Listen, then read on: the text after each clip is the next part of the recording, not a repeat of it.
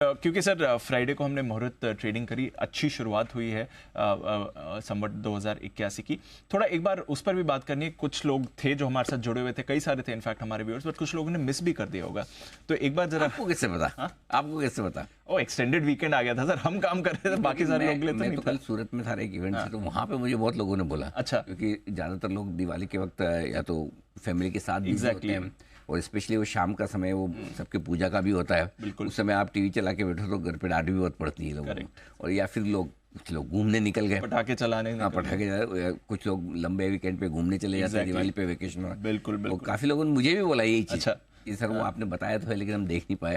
और जो मजा टीवी पर ऐसे सुनने का है वो वैसा नहीं है, इमोशन कैप्चर नहीं होता ना। तो मैंने कहा चलिए ठीक है, तो आपने कहा है तो मैं बता दूं। पहले मैं बता दूं कि संवत 2081 में क्या इंपॉर्टेंट है, कहाँ आपको नजर रखनी है। पहले मैं ग्लोबल ट्रिगर बता दूं, उसके बाद लोकल ट्रिगर। तो ग्लोबल ट्रिगर पहला सबसे इम्पोर्टेंट, जो कल परसों की बात है, अब अमेरिका का चुनाव कौन जीतेगा, जल्दी से ले आए। और दूसरा, अमेरिका में ब्याज दरें कब और कितनी घटेगी, वो भी शायद इसी हफ्ते पता चलेगा। दो सबसे बड़े ट्रिगर इसी हफ्ते आपको पता चलेंगे, ठीक है।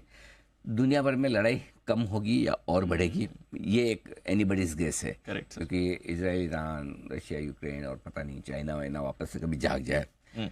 लेकिन चीन की इकोनॉमी क्या रिकवर होगी या ऐसे ही ठंडी पड़ी रहेगी, ये ग्लोबल ग्रोथ के लिए भी और ग्लोबल मार्केट के लिहाज से भी और हमारे मार्केट के लिहाज से भी ये बड़ा ग्लोबल ट्रिगर है। क्योंकि अगर चाइना के प्रति लोगों का प्यार थोड़ा बढ़ जाए तो थोड़ी दिक्कत हमें हो सकती है, और अगर चाइना कुछ न कर पाए तो फिर वापस हमारे बाजारों की तरफ FIs का प्यार फिर से लौट आएगा। अच्छा। और पांचवा, ये कि कच्चा तेल उबलेगा या गिरेगा, ये क्योंकि अभी तक तो आपका कंट्रोल में है।